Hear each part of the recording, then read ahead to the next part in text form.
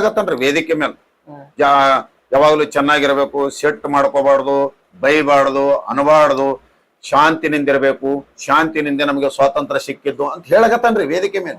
ಸ್ವಲ್ಪ ಮೈಕ್ ಚುಂಕ್ ಅನ್ನು ಅಂದ್ರ ಇವ ಏನಂತಾನ ಮಗ, ನಾ ಅದಕ್ಕೆ ನಿಮ್ ಊರಿಗೆ ಬರಲ್ಲ ಅಂದಿದ್ರಿ. ಆಮೇಲೆ ಅಲ್ಲಿ ಇದ್ದಿರುವ ಆ ಶಿಕ್ಷಕರು ನಿಜವಾಗ್ಲು ಕೆಲವೊಬ್ರು ಇವತ್ತು ಲಿಂಗೈಕ್ಯ, ಕೆಲವೊಬ್ರು ಇನ್ನೂ ಅದಾರ 90 ವಯಸ್ಸು, 80, 85.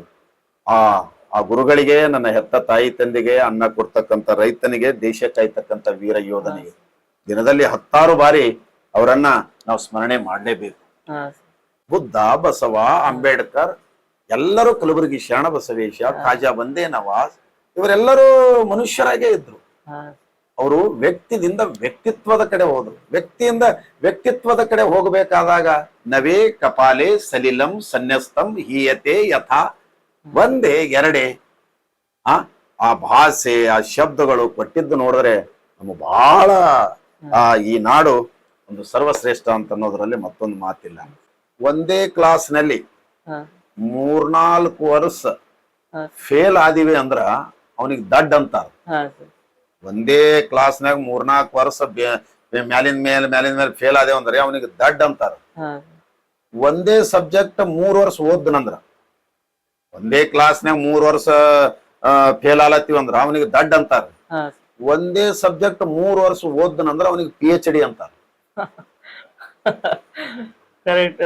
ಒಂದೇ ಪುಸ್ತಕದಲ್ಲಿ ನಾವ್ ಏನಾದ್ರೂ ನೋಡಿ ಅದರಲ್ಲಿ ಒಳಗಿಂದ ಕದ್ದು ನಾವೊಂದ್ ಏನಾದ್ರೂ ಕತೆ ಕವನ ಬರೆದ್ರೆ ಕೃತಿ ಚೌರ್ಯ ಅಂತಾರ.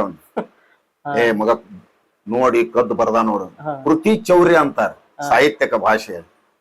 ಒಂದೇ ಪುಸ್ತಕದ ನೋಡಿ ಅದೇ 10 ಪುಸ್ತಕಗಳನ್ನ ಅಧ್ಯಯನ ಮಾಡಿ ನಮ್ಮದೇ ಆದ ಒಂದು ಪುಸ್ತಕವನ್ನು ಬರೆದಾಗ ಅವನಿಗೆ ವಿಮರ್ಶಕ ಅಂತಾರ. ಕೆಲವೊಂದು 4 ಜೋಕ್ಸ್ಗಳು ಹೇಳದ್ಮೇಲೆ ಬಹಳ ಜನ ನಗ್ತಾರ್ರಿ. ಆದ್ರೆ ಕೂಡಲ ಸಂಗಮನಾಥ ಭಗವಂತ ಎದಕ್ ನಗ್ತಾನಂದ್ರೆ, 100 ನೋದಿ 100 ಕೇಳಿದರೇನು, ಆಸೆ ಹರಿಯದು ರೋಷ ಬಿಡದು, ಮಜ್ಜನ ಕೆರೆದು ಫಲವೇನು, ಮಾತಿನಂತೆ ಮನವಿಲ್ಲದ ಜಾತಿ ಡಂಬರ ನೋಡಿ ನಗುವ ನಮ್ಮ ಕೂಡಲ ಸಂಗಮ ದೇವ. 100 ನೋದಿ 100 ಕೇಳಿದರೇನು, ಓದೋದೇ ಓದೋದು ಓದೋದೇ. ನಿಮ್ದು ಹೆಲ್ತ್ ಡಿಪಾರ್ಟ್ಮೆಂಟ್ ಅಲ್ಲಿ ಡ್ಯೂಟಿ ಯಾವಾಗ ಆಗಿತ್ತು? ನಾನು ಮುಂದೆ ಜೀವನ ಮಾಡ್ಬೇಕಲ್ಲ, ಎಲ್ಲ ಬಡತನದ ಪರಿಸ್ಥಿತಿಯಲ್ಲಿದ್ದಾಗ ನಾವು ವಯಸ್ಸಿಗೆ ಬಂದ ಮೇಲೆ ತಾಯಿ ತಂದೆಯವರು ನಮಗೆ ಇಲ್ಲಿಯವರೆಗೆ ನೋಡ್ಕೊಂಡ ಮೇಲೆ ಅವ್ರಿಗೂ ಕೂಡ ನಮ್ ಕೈಲಾದಷ್ಟು ಏನಾದ್ರೂ ಸಹಾಯ ಮಾಡೋಣ ಅಂತ ಹೇಳಿ